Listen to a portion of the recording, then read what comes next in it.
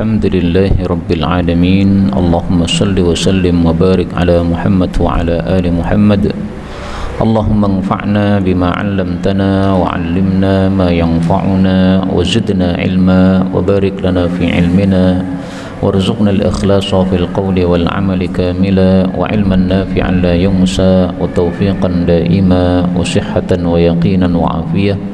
Allahumma aftah lana kulla khair wa yassir lana kulla umur. Allahumma ansuril mujahidin warhamil mustad'afin wa dammir a'da'ad-din watmis ala amwalihim amin ya rabbal alamin. Alhamdulillah kaum muslimin rahimani wa rahimakumullah. Sudah beberapa hari kita melakukan puasa Ramadan. Mudah-mudahan ibadah kita semuanya diterima oleh Allah Subhanahu wa taala. Amin ya rabbal alamin. Biasanya di masjid ini hari Kamis ba'da maghrib kita mengadakan pengajian. Tapi karena ini bulan Ramadan, maka kita ganti waktunya ba'da asar atau jam 5 lebih 10 menit atau lebih 15 menit insyaallah taala, sampai dengan menjelang adzan maghrib. Temanya tidak saya ubah, saya melanjutkan materi yang kemarin kita bahas sebelum Ramadan, yaitu kita membahas kitab Sunan Tirmidzi dan masih membahas tentang ibadah haji. Dan kita berdoa kepada Allah, mudah-mudahan semua kita dikaruniai haji yang mabrur. Amin ya rabbal alamin. Kita sudah niat melakukan haji, insya Allah sudah dapat pahala meskipun belum terlaksana, karena niat sudah ada nilai pahalanya. Dan sebenarnya banyak amalan-amalan yang bisa kita lakukan di rumah kita, tidak usah ke Mekah, tapi pahalanya sudah senilai pahala ibadah haji. Rasulullah Shallallahu Alaihi Wasallam bersabda tentang orang yang melakukan sholat jamaah ke masjid, man kharaja, siapapun keluar, min baitihi, dari rumahnya, mutatahhiran, dalam keadaan bersuci, ila sholatin maktubatin, kepada sholat fardu, fa ajruhu, maka pahalanya ka ajril hajjil muhrim, seperti pahalanya orang haji yang sudah masuk ihram. Jadi dari rumah kita sudah punya wudu, habis itu berangkat ke masjid, nah, maka pahalanya seperti pahala orang yang haji yang sudah masuk ihram. Dari Indonesia orang niatan haji, nah itu sudah disebut orang haji. Tapi ketika belum masuk ihram maka tidak disebut muhrim. Nanti kalau sudah sampai di Madinah, di Dzul Hulaifah, kemudian dia niat ihram, nah baru dia disebut sebagai muhrim. Kondisi orang haji sebelum masuk ihram dengan dibandingkan ketika sudah masuk ihram, itu lebih besar pahalanya ketika dia sudah masuk ihram. Nah, maka maksudnya di sini adalah siapa yang keluar dari rumahnya dalam keadaan bersuci menuju ke masjid sholat fardu, itu pahalanya lebih utama daripada kalau kita berangkat ke masjid belum punya wudu. Di masjid disiapkan tempat wudu, ya, berarti boleh kita wudunya di masjid, boleh. Tapi lebih utama wudunya dari rumah, sehingga dari rumah kita sudah punya wudu. Itu derajatnya seperti orang yang sudah masuk ihram. Kalau kita belum punya wudu, maka seperti yang belum masuk ihram. Ini hadis riwayat Abu Dawud, derajatnya hasan. Baik, sekarang kita lanjutkan kitab Sunan Tirmidzi. Kita sudah sampai pada hadis 902. وبه إليه وبالسند المتصل إلى المؤلف رحمه الله تعالى قال حدثنا نصر بن علي الجهضمي وعلي بن خشرم قال حدثنا عيسى بن يونس عن عبيد الله بن أبي زياد, ini seorang perawi yang dhaif, عن القاسم بن محمد عن عائشة رضي الله عنها عن النبي صلى الله عليه وسلم قال إنما, sesungguhnya tiada lain, ju'ila, disyariatkan, ramyul jimari, melempar jumrah, wasa'yu baina safa wal marwah, dan sa'i di antara safa dan marwah, tujuannya adalah liiqamati dzikrillah, untuk menegakkan zikrullah, ingat kepada Allah Subhanahu wa taala. Hadis sahih. Ibadah haji rukunnya ada 5. 1, ihram. kemudian tawaf, kemudian sa'i, kemudian wukuf di Arafah, kemudian tahallul. Nih, 5 nggih. Nah, di sini Rasul menyebutkan 2 amalan, yang satunya bukan rukun, yang satunya rukun. Ramyul jimar, melempar jumrah, ini bukan rukun. As-sa'yu, sa'i antara Safa Marwah, ini rukun. Tapi semuanya, baik yang rukun maupun yang bukan rukun, ini semata-mata disyariatkan supaya kita ingat sama Allah. Jadi tujuannya sama ya, baik yang rukun maupun yang bukan rukun, baik yang wajib maupun yang sunnah dalam amalan-amalan haji, itu tujuannya satu, supaya kita ingat kepada Allah Subhanahu wa taala. Bahkan semua ibadah yang kita lakukan itu tujuannya supaya kita ingat sama Allah. Ibadah puasa supaya kita ingat sama Allah, ibadah salat supaya kita ingat sama Allah, ibadah membaca Quran supaya kita ingat sama Allah Subhanahu wa taala. Sebagaimana disebutkan dalam Al-Qur'an, Allah mengatakan wa aqimis sholata lidzikri. Surat Thaha ayat 14. Tegakkanlah salat untuk mengingat saya. Jadi semua aktivitas ibadah yang kita lakukan tujuan intinya satu, supaya kita ingat kepada Allah Subhanahu wa taala. Karena itu kaum muslimin rahimani wa rahimakumullah, tidak ada aktivitas yang lebih besar daripada zikir kepada Allah Subhanahu wa taala. Sebagaimana disebutkan pada surat Al-Ankabut ayat 45, Allah mengatakan wala dzikrullahi akbar, dan sungguh zikir kepada Allah itu perkara yang terbesar. Tidak ada perkara yang lebih besar daripada zikir kepada Allah Subhanahu wa taala. Karena itu mari setelah kita nanti salat maghrib, maka kita lanjutkan dengan aktivitas ibadah yang lain, bukan nonton televisi. Baca Quran supaya ingat sama Allah, nanti salat isya ke masjid supaya ingat sama Allah, habis itu salat tarawih supaya ingat sama Allah, habis itu tadarus supaya ingat sama Allah. Ingat terus sama Allah, ini bagus Pak, daripada apa? Kita melihat sesuatu yang menyebabkan kita lalai dari Allah Subhanahu wa taala. Berikutnya babu maja'a fi, bab tentang karahiyati, dimakruhkannya tardin nasi, mengusir orang-orang inda ramyil jimar, ketika melempar jumrah. Hadis 903 dari Qudamah bin Abdullah, dia mengatakan saya melihat Nabi sallallahu alaihi wasallam melempar jumrah di atas seekor unta betina. Laisa durbun, tidak ada memukul, wala tardun, tidak ada mengusir, wala ilaika, tidak ada kata-kata pergi sana, menjauh dari saya, enggak ada. Meskipun Rasulullah itu seorang rasul, dia adalah pemimpin seluruh dunia, tapi tidak semena-mena. Karena saya pemimpin maka semuanya minggir, saya mau melempar jumrah, tidak. Kalau beliau datang di belakang, maka beliau melempar jumrah sesuai dengan antrian. Antrinya di belakang, yang di belakang. Jadi jangan gara-gara ustadz atau gara-gara kiai kemudian maunya menang sendiri, tidak. Kamu kiai tapi sholat jamaah kamu datang terlambat, ya sofmu paling belakang. Tidak boleh ngerebut sof yang pertama yang sudah diduduki oleh orang yang lain. Karena apa? Masjid ini adalah tempat umum untuk siapapun juga. Demikian juga tempat melempar jumrah, ini tempat umum untuk siapapun juga. Siapa yang pertama datang dialah yang paling berhak. Maka Rasulullah tidak pernah mengusir atau memukul atau menyuruh menjauh, sama sekali tidak dilakukan oleh baginda Rasulullah SAW. Dan ini menunjukkan tawadhu'nya baginda Rasulullah SAW. Kemudian bab berikutnya babu maja'a fi, bab tentang al-ishtiraki, berserikat fil badanati, dalam menyembelih unta, wal baqarati, dan menyembelih sapi.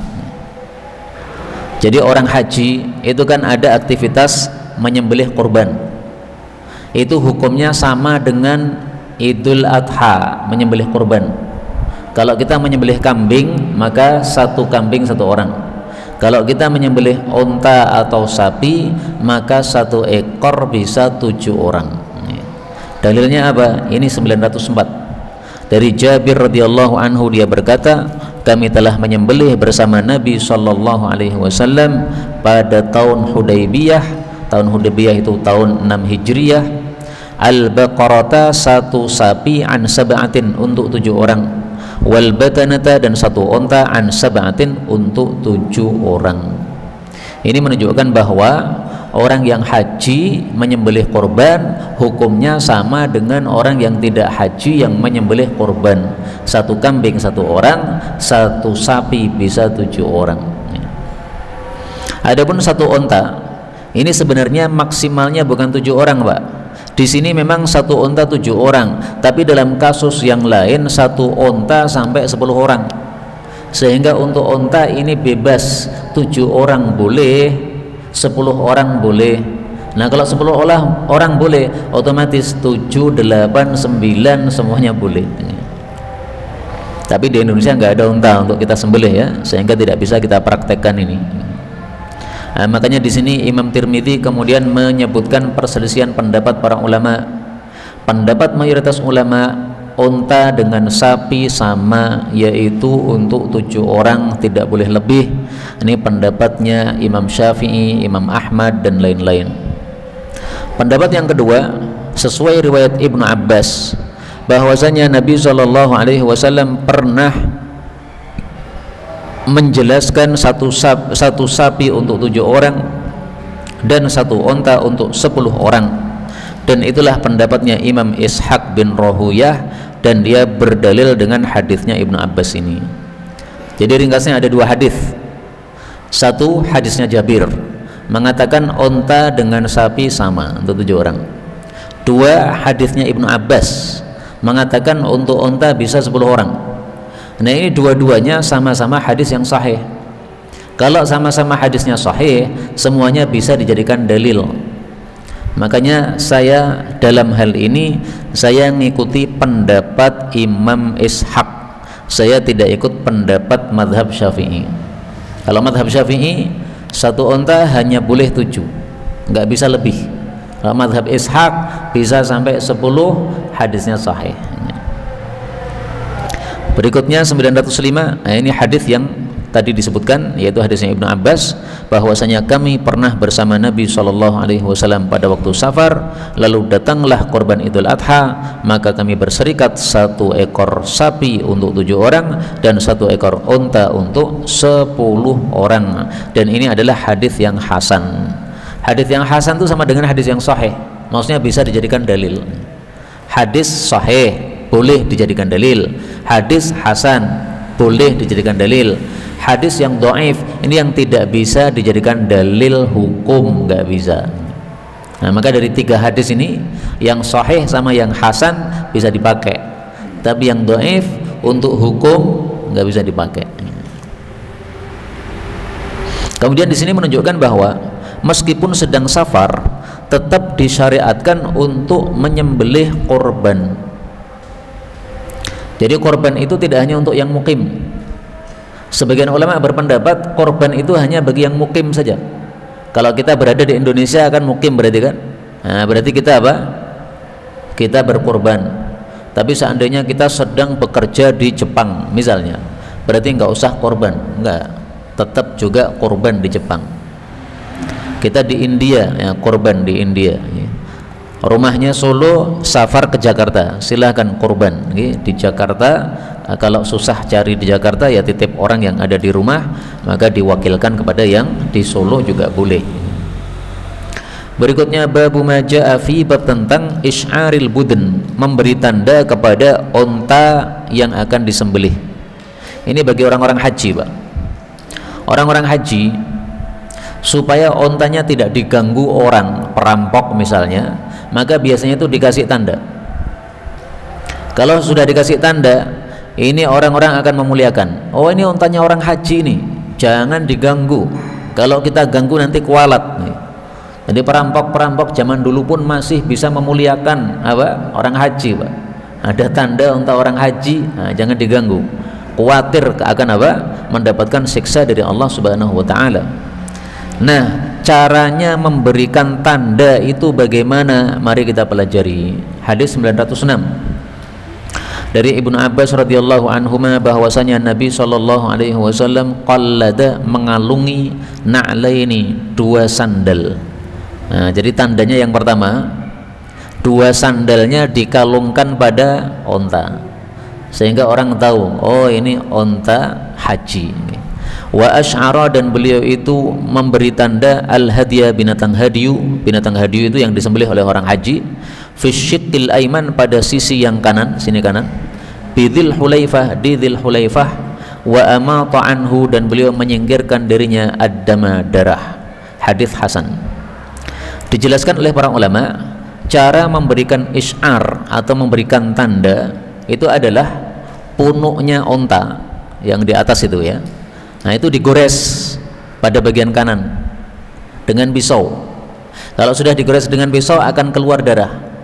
Nah, setelah darah keluar, kemudian kita usap-usap pada punuk tadi, sehingga punuknya menjadi apa? Warna merah darah.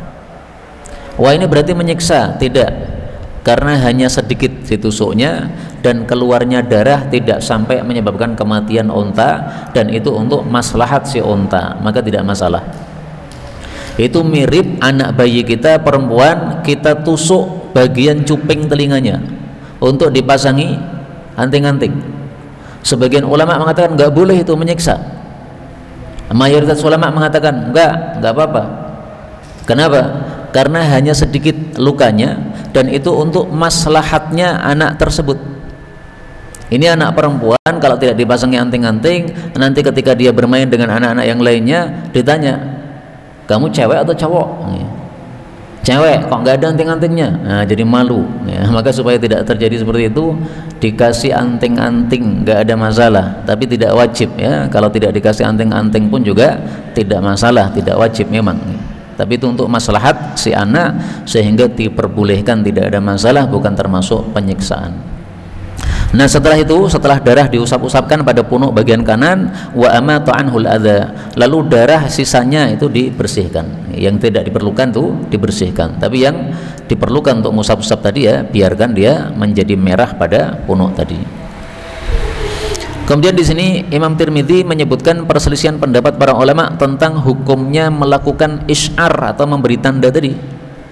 Pendapat mayoritas ulama bahwasanya isy'ar ini disyariatkan, dan ini pendapatnya Imam Syafi'i, Imam Ahmad, dan yang lain-lain.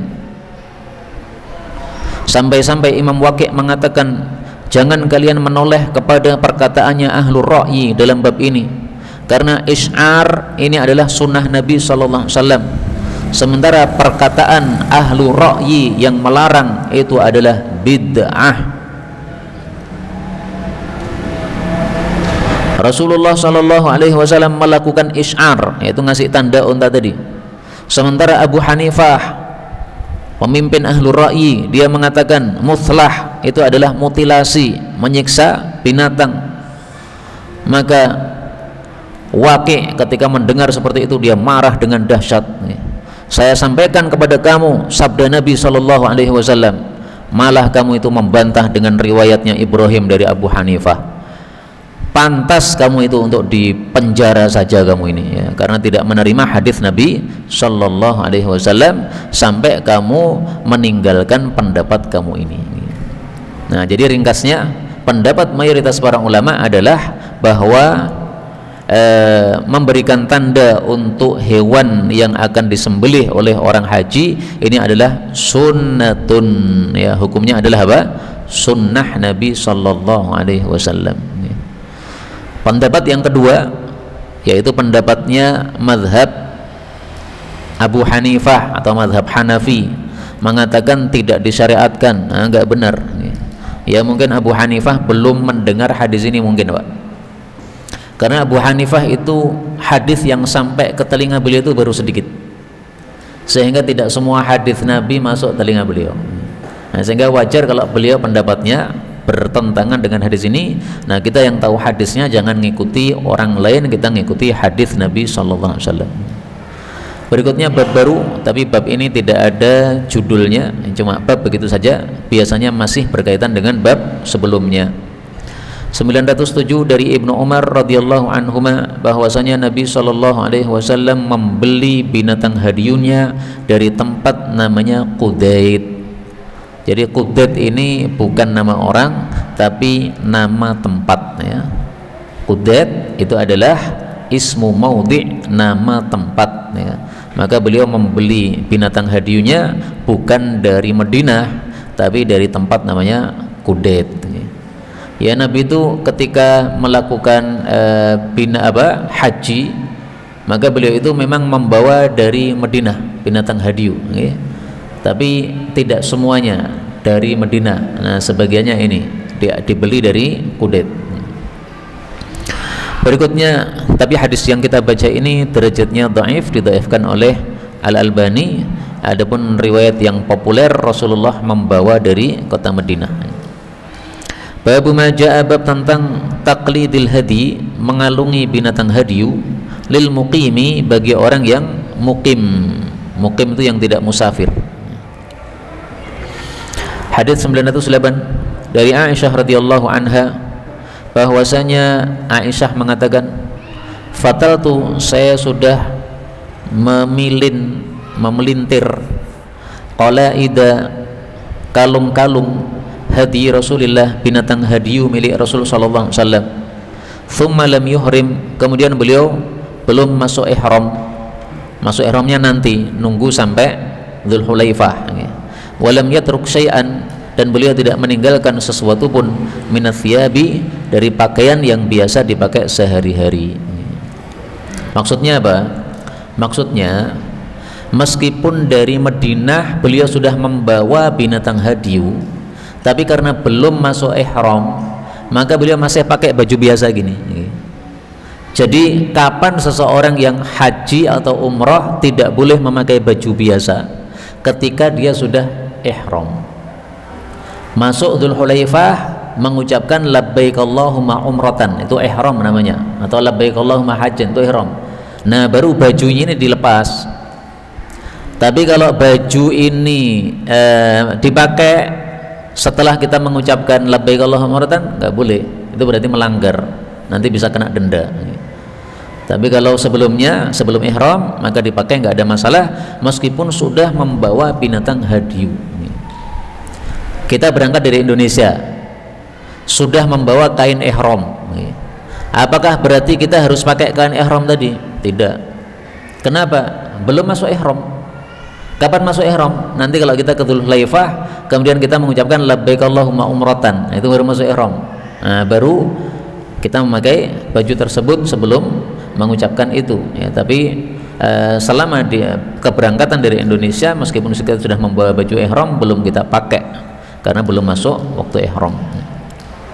Maka di sini dijelaskan oleh Imam Tirmidzi, maksudnya adalah seseorang kalau sudah mengalungi binatang hadiyunya dan dia sudah meniatkan untuk ibadah haji, masih boleh pakai baju biasa, masih boleh pakai parfum sampai dia melakukan ihram. Dan ini adalah pendapat yang populer ya. Tapi ada pendapat yang kedua, pendapat yang kurang populer. Jadi ini masalah khilafiyah, memang ini diperselisihkan oleh para ulama ya.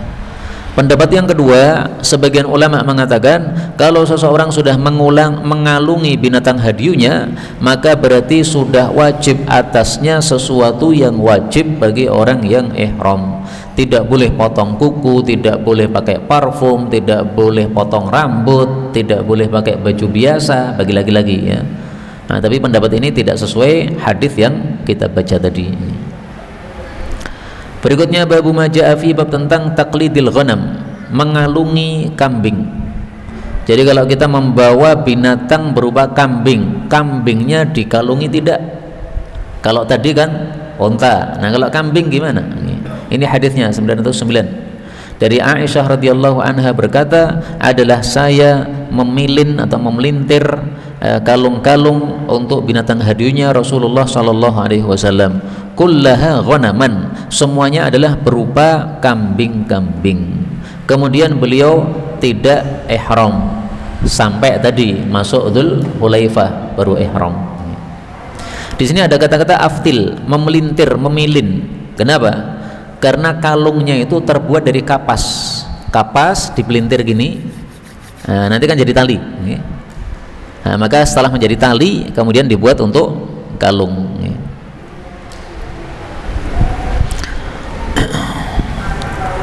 Nah, maka di sini Imam Tirmidzi menjelaskan bahwa menurut para ulama berdasarkan hadis ini, kambing pun kalau mau disembelih oleh orang yang haji maka disunahkan untuk dikalungi supaya jadi tanda tadi bahwa ini adalah binatang hadiyu untuk orang yang haji.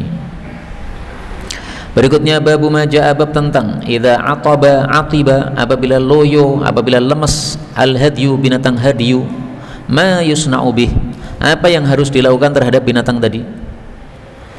Dari Indonesia kita membawa sapi mau disembelih di Mekah karena kita haji. Sampai di tengah perjalanan ternyata loyo ini ontanya, pusing dia masuk pesawat terbang. Nah, maka gimana? Apakah kita obati atau gimana? Khawatir mati, Pak. 910 dari Najiyah Al-Khuzai, dia adalah pemegang ontanya Rasulullah SAW. Dia melaporkan, ya Rasulullah, bagaimana yang harus saya lakukan terhadap hewan-hewan yang loyo dari onta-onta yang akan kita sembelih nanti di Mekah. Dari Madinah menuju Mekah itu Nabi sudah membawa onta untuk disembelih di Mekah. Ontanya loyo di tengah jalan. Kok bisa? Karena perjalanannya selama sekitar 7 hari, Pak. Dulu perjalanan kan pakai onta, nah itu 7 hari. Sekarang alhamdulillah perjalanan pakai mobil dari Madinah ke Mekah itu hanya 7 jam. Berarti 1 jam mobil sama dengan 1 hari onta. Karena harus tidur dulu istirahat, malam hari tidur istirahat, nanti siang hari lanjut lagi perjalanan. Nah, maka Rasulullah mengatakan, kalau ada yang loyo, inharha, kamu sembelih. Jadi jangan dipaksa, Pak. Karena kalau dipaksa malah mati nanti. Dia loyo di tengah jalan, sembelih di situ. Ini belum masuk Mekah, nggak apa-apa, sembelih sebelum masuk Mekah. Thumma, kemudian irmis, celupkanlah na'laha, sandalnya si onta, fi damiha, pada darahnya si onta. Thumma khalli bainan nas wa bainaha, kemudian biarkan manusia mengambili binatang tersebut, fayakuluha, lalu mereka memakan daging hewan tersebut. Jadi agama Islam itu sangat lengkap sekali aturannya. Bawa onta dari rumah boleh, tapi belum tentu sampai Mekah. Ada kemungkinan loyo di tengah jalan, sudah ada aturannya, Pak. Aturannya gimana? Sembelih di tempat. Terus supaya orang-orang tahu bahwa ini miliknya orang haji, caranya gimana? Lepas sandalnya onta. Onta kan pakai sandal itu, sama dengan kuda, ya, pakai sepatu itu. Nah, itu dilepas. Kalau sudah dilepas, dicelupkan di darahnya. Habis itu dikalungkan. Nah, nanti kalau orang melewati situ melihat, oh ini ada onta yang sudah disembelih dan ada sandalnya dicelupkan di darah, ini berarti miliknya orang haji yang sedang loyo ontanya, berarti halal, bebas kita ngambil. Nah, panjenengan ngambil itu, motong berapa kilo, saya butuh 5 kilo, ambil 5 kilo daging bawa pulang. Nanti orang lagi lewat, wih ada onta gratis nih, nah, ambil 5 kilo, potong bawa pulang, gratis. Khalli bainaha, ya, biarkan orang-orang mengambilnya, karena memang tujuan kita menyembelih untuk ngasih makan orang-orang. Lah ini belum sampai Mekah sudah loyo, dikhawatirkan kalau nekat dibawa ke Mekah mati. Sembelih di tempat loyo, biarkan orang-orang makan, berarti sudah sesuai keinginan, yaitu untuk ngasih makan orang. Meskipun tempatnya berbeda, niat asal di Mekah, tapi di sini menyembelihnya sebelum Mekah, dan ini sudah diterima oleh Allah Subhanahu wa Ta'ala. Sudah diterima maksudnya gimana? Maksudnya sudah sah. Berarti nanti kalau sampai Mekah tidak nyembelih gimana? Sudah sah. Kalau kita sudah menyembelih, Pak.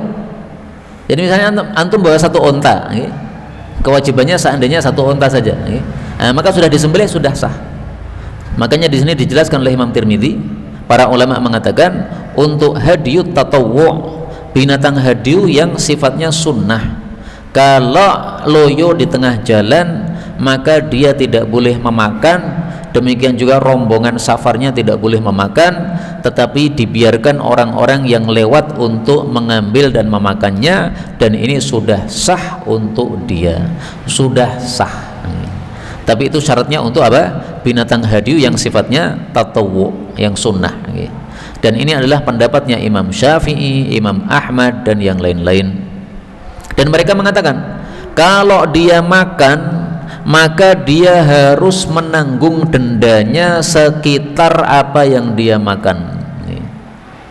Tadi loyo di tengah jalan, ya sudah disembelih, sudah, terus kamu makan, saya ambil 1 kilo. Nah, 1 kilo yang kamu ambil, kamu bayar dendanya. Oh, ini mestinya digunakan untuk orang-orang miskin, malah kamu makan, nggak boleh.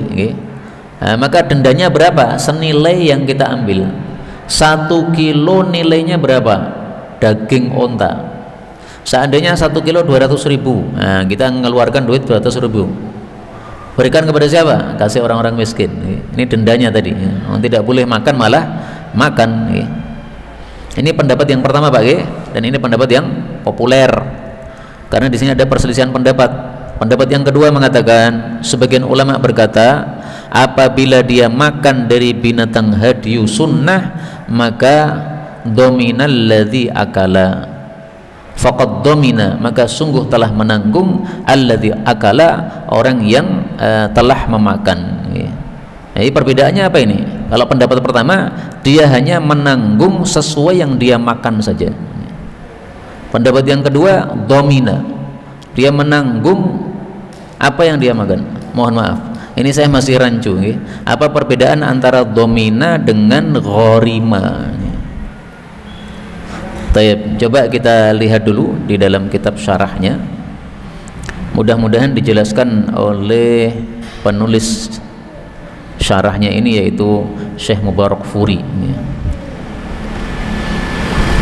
Kalau tidak ada penjelasannya, maka insya Allah saya cari dulu di waktu yang lain. Nah, di sini dijelaskan gharima itu artinya adalah tasaddaqa, dia harus bersedekah qimata ma akala minhu, senilai apa yang dia makan. Dia makan 1 kilo, nilainya 200.000, harus sedekah berapa? 200.000. Ini pendapat yang pertama, ya. Pendapat yang kedua, domina, dia harus menanggung. Menanggung maksudnya apa? Alaihil badal, dia harus mengganti, alias mengganti menyembelih yang lain. Nah, maka bedanya adalah kalau gharima itu hanya menanggung nilainya saja, tapi kalau domina itu adalah alaihil badal, dia harus membadal, mengganti. Yang kamu makan tadi apa? Kambing, kamu ganti kambing, sembelih lagi, karena tidak sah sembelihan kamu gara-gara kamu makan padahal sudah diniatkan untuk hadiyu yang sunnah. Ini perbedaan antara dua pendapat ini, ya. Jadi pendapat yang pertama lebih mudah, lebih ringan, kita hanya bayar 200.000 sesuai nilai daging yang kita ambil. Kalau pendapat kedua ini berat, kita harus kembali lagi mencari binatang sembelihan, kemudian harus kita sembelih ulang. Tambah 1 bab lagi, Bang. Bab ma jaa fi, bab tentang rukubil badanah, mengendarai unta yang akan disembelih. Kalau di Indonesia ya sapi. Kita beli sapi dari seseorang, kemudian dari tempat kita beli sampai rumah kita, boleh enggak sapinya itu kita tunggangi, padahal niatnya adalah untuk disembelih korban? Boleh enggak ditunggangi? 911. Dari Anas bin Malik bahwasanya Nabi SAW melihat seseorang sedang menggiring untanya, maka Rasulullah bersabda kepadanya, irkabha, silahkan kamu tunggangi, daripada kamu tuntun begini, kamu lelah, kamu tunggangi saja, enak, santai di atas kendaraan. Maka dia mengatakan, ya Rasulullah, ini adalah badana alias unta yang sudah saya niatkan untuk saya sembelihkan. Maka Rasulullah mengatakan sampai yang ketiga atau sampai keempat, irkabha waihak, naikilah unta itu, celaka kamu. Au qala wailak, atau Nabi mengatakan wailak yang artinya sama, yaitu celaka. Nah, kemudian di sini para ulama berselisih pendapat tentang hukumnya. pendapat yang populer bahwasanya rukhsah alias boleh kita mengendarai hewan yang akan kita sembelih idza ihtaja ila dhuhriha, dengan syarat kalau butuh untuk mengendarai. Dari tempat kita beli sampai rumah kita 1 kilo misalnya, ini kita butuh untuk mengendarai Pak, karena kita lelah ngiring sapi 1 kilo dengan jalan kaki. Tapi kalau zaman sekarang biasanya dikirim dengan mobil ya. Nah, seandainya kita giring dengan jalan kaki, nah ini kita butuh untuk mengendarai, silahkan, nggak apa-apa. Dan ini pendapatnya Imam Syafi'i dan Imam Ahmad dan yang lain-lain. Pendapat yang kedua mengatakan tidak boleh mengendarai kecuali kalau terpaksa saja. Jadi pendapat pertama bedanya dengan pendapat kedua. Kalau pendapat pertama, kalau butuh boleh mengendarai meskipun tidak terpaksa. Pendapat kedua harus menunggu kondisi terpaksa. Jadi kalau perlu masih belum boleh, tapi kalau terpaksa masih boleh. Apa bedanya perlu dengan terpaksa? Terpaksa itu tingkatnya lebih tinggi daripada perlu. Panjenengan lapar, perlu makan, perlu. Tapi terpaksa tidak? Oh enggak. Kenapa? Karena masih bisa menahan lapar sampai 1 jam lagi. Nanti 1 jam lagi saya sudah sampai rumah. Nah berarti belum terpaksa Pak, karena masih bisa menahan sampai 1 jam. Panjenengan lapar, iya. Kondisinya gimana? Sudah hampir mati saya ini. Nah ini baru terpaksa namanya. Maka perlu dengan terpaksa itu beda. Pendapat pertama mengatakan boleh kalau perlu. Pendapat kedua mengatakan boleh kalau terpaksa. Wallahu a'lam bishawab. Ini yang dapat kita pelajari betul dari Allah Subhanahu wa taala. Kalaupun ada salahnya fa astaghfirullahal azim li wa lakum. Sisa waktu ada beberapa menit. Ini mari kita gunakan sebaik-baiknya untuk berdoa kepada Allah Subhanahu wa taala. Baik doa saya pimpin maupun doa sendiri-sendiri silahkan ya. Allahumma salli ala Muhammad wa ala ali Muhammad. Allahumma ighfir lil mu'minina wal mu'minati ajma'in.